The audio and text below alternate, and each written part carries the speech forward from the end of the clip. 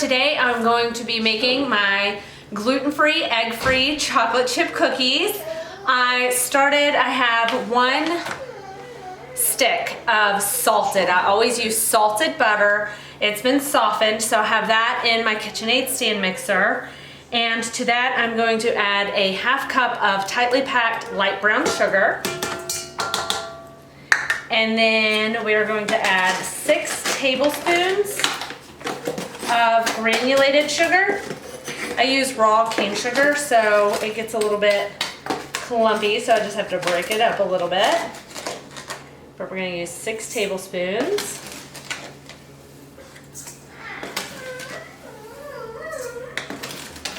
I was trying to do this during Shane's nap, but he woke up, so poor little guy. All right, so 6 tablespoons of the granulated sugar, 1/2 cup tightly packed brown sugar, and then 1 stick of salted, softened butter. Not melted, softened. I had it sitting on the counter.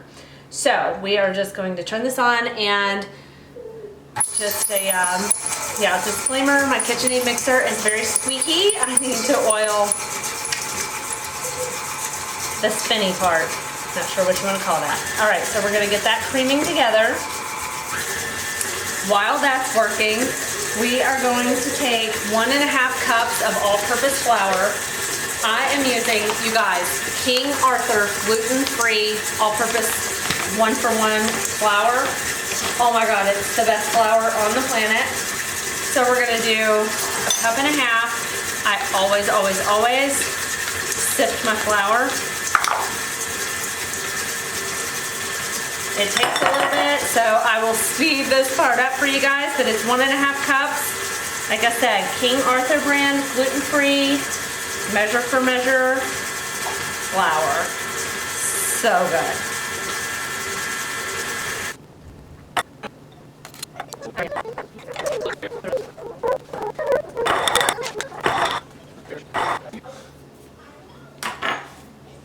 Okay guys, so sifting the flour just makes it airier and fluffier. And to that flour, I have a brand new thing of baking soda here I'm going to open. We are going to take 1 teaspoon of baking soda. And I'm going to show you guys my little trick here in just a second. All right, 1 tablespoon baking soda.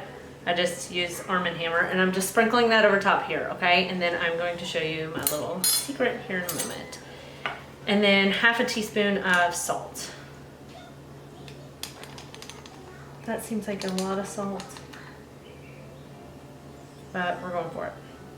Okay, so we need to kind of sift this together, but you guys, I am not into putting it in with the flour. I don't know why, it just annoys me. So I take a wire whisk and I just whisk it over and over and over again. It stays light and fluffy. It's amazing. So that's my little trick for sifting all of those ingredients together. I've been making these cookies for a long time. I used to make them with eggs, obviously, but once Shane developed his allergy to eggs, we had to switch to egg-free everything. So I've become quite versed in egg-free baking. Okay, so we're gonna set the dry ingredients aside. We are going to come back in here. Remember, this is our brown sugar, granulated sugar, and softened butter. To that, we are going to add 1 teaspoon of vanilla extract. You can use whatever you want. I just have this organic vanilla extract from Whole Foods. It's really delicious. So 1 teaspoon in there. And then this is the fun part, you guys. We need 1 egg, okay? So since I can't use eggs anymore, like I said, I've been making this for so long. This is my recipe using no eggs now. Now we are using applesauce in place of the eggs. I always use 1/4 of a cup of applesauce when I substitute it for baking. This is sweet applesauce. Since it's going in cookies, we are using sweetened applesauce. We go through a lot of applesauce in our house these days for baking purposes. So 1/4 cup sweetened applesauce right into my KitchenAid mixer. It is replacing the egg. So we're gonna mix that up.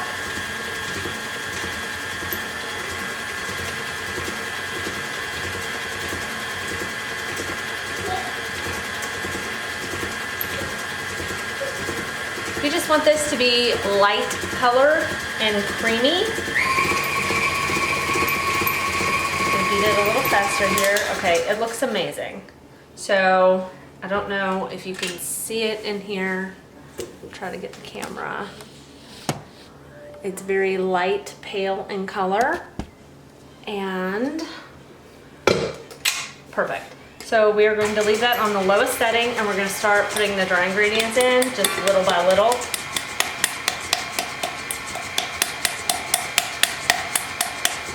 You can see it start to clump up and kind of start forming a dough. Always do this on the lowest setting. Give it time, be patient with it.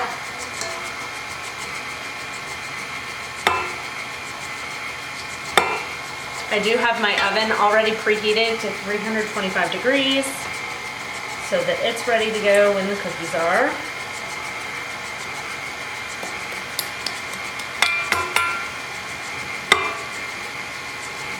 Like I said, just a little at a time until you've done the whole roll.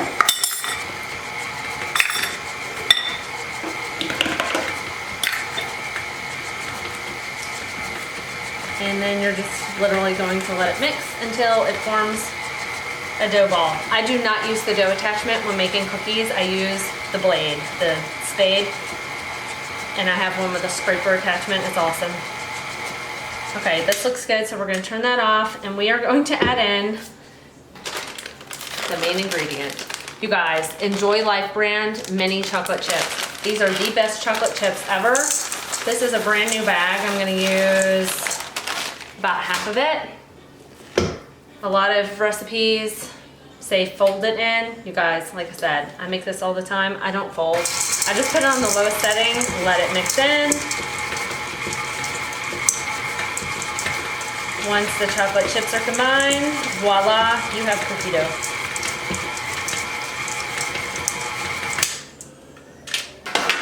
All right, I have my baking sheet ready, lined with parchment paper. This helps the cookies not stick. It gives them this perfect golden brown color on the bottom. So, oh, my cookie scoop is gross. Scoop some dough up, plop it down on there, and we're just gonna repeat the process over and over and over again.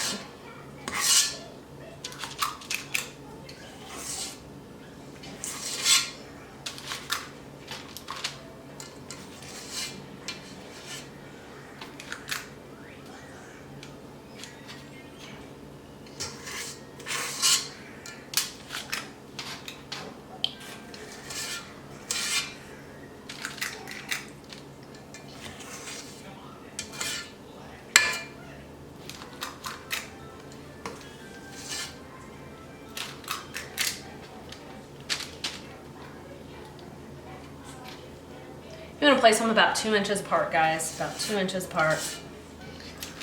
I always put 12 on one cookie sheet.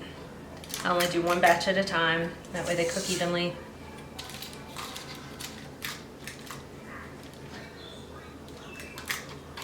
And voila, 12 cookies. Now these are going to go in the oven. This is my first time making them in our new oven, so let me cook them and then I will tell you how long I bake them for.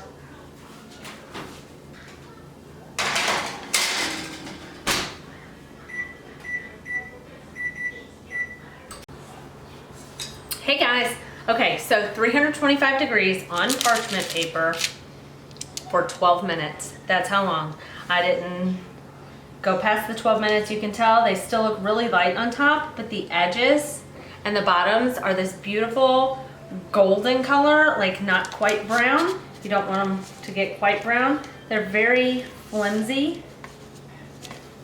I'm trying to see if I can flip this over. This is what the bottom will look like, okay? They are perfect, absolutely perfect. So I will transfer these to a wire rack to cool and do another batch. So yeah, you guys, I just let them cool a little bit. I always eat them before they're completely cooled because they're just so dang delicious. So yeah, at this point, you guys just eat up and enjoy.